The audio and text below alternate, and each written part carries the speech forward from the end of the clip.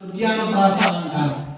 నృత్యానుప్రాస అలంకారం అంటే ఒకటి కానీ అంతకంటే ఎక్కువ కానీ హల్లులు పునరావృతం అంటే ఎక్కువ సార్లు వస్తే మరలా వస్తే దాన్ని నృత్యానుప్రాస అలంకారం అంటారు. సపోజ్ ఇక్కడ తప్పుపడింది బేరిక డాండడ డాండ డాండ డాండడ డాండ డాండడ డాండ డాండ ఇది కూడా డా డా డాండడ డాండ డాండ నినదం వల్ల జాండము నిండా డాండడ డాండ డాండ నినదం వల్ల జాండము నిండా మొత్త వేదండమునెక్కి చాటదం ఇలా ఉంటుంది.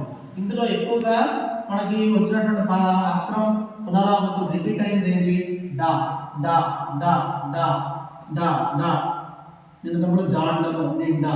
అలాగా ఒక హల్లు అనేక సార్లు వస్తే దాన్ని నృత్యానుప్రాస అలంకారం అంటారు. రెండోది అక్షర జ్ఞానం లేని నిరక్షర కక్షి ఈ క్షితిలో ప్రత్యక్షంగా కష్టంలో పాల్గొను క్ష క్ష క్ష క్ష క్ష క్షి క్ష ఇలా వచ్చితే అనేక సార్లు రిపీట్ అయింది కాబట్టి అది నృత్యం.